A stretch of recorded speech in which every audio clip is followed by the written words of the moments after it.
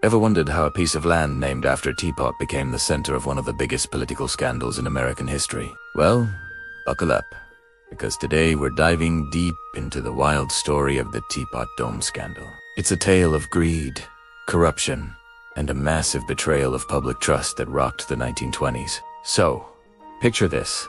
It's the early 1920s. World War I is over, and America is in the midst of the roaring 20s. Warren G. Harding is the president, and he's promised a return to normalcy. But behind the scenes, things were anything but normal. At the heart of our story are 3 naval oil reserves, lands set aside by the government specifically to fuel the U.S. Navy in case of an emergency. 2 were in California, and 1, the most famously named, was in Wyoming, Teapot Dome, so called because of a rock formation that looked like a teapot. Now, these reserves were supposed to be managed by the Navy Department. But a key player enters the scene, Albert Vario Fall Harding's Secretary of the Interior. Fall was a former senator and a friend of Harding, but he also had some serious financial problems. He sold these oil-rich lands, not as a national security asset, but as a personal gold mine.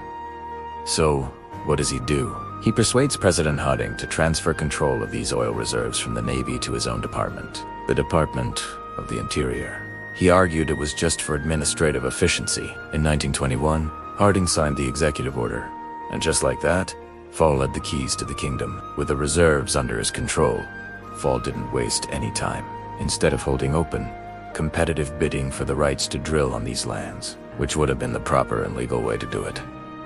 He did something shady. He secretly leased the Teapot Dome Reserve to Harry Sinclair of Mammoth Oil and the California reserves to Edward Doheny of Pan American Petroleum. These were 2 of the biggest oil tycoons of the era. And why did he do it secretly? Because he wasn't just getting a thank you note. This is where it gets really juicy. In exchange for these incredibly valuable, no-bid leases, Albert Fall received what he called loans.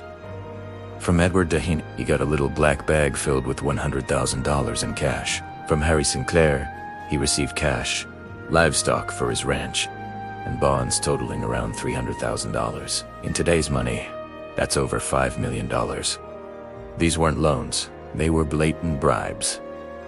For a while, nobody noticed, but then people started seeing Fall's lifestyle change dramatically. Suddenly, this guy who was deep in debt was making huge improvements to his New Mexico ranch and buying up more land. Local newspapers in Wyoming also started reporting on mysterious trucks heading to Teapot Dome.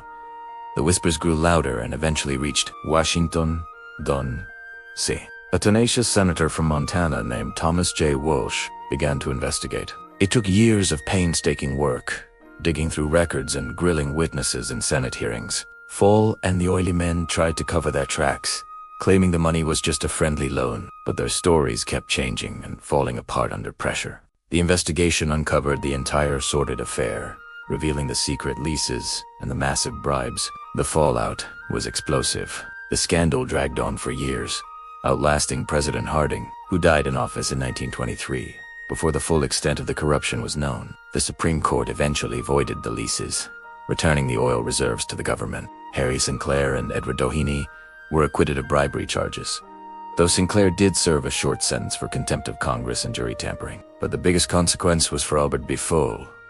In 1929, he was convicted of accepting bribes, making him the very first U.S. cabinet member to be sent to prison for crimes committed while in office. He was fined $100,000 and sentenced to 1 year in prison. The Teapot Dome scandal became the symbol of government corruption in the 1920s.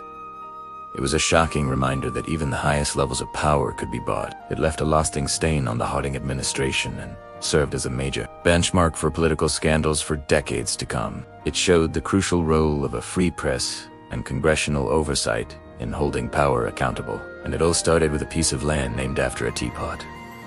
Thanks so much for watching. If you found this story as fascinating as I do, make sure to hit that like button and subscribe for more deep dives into history. See you next time.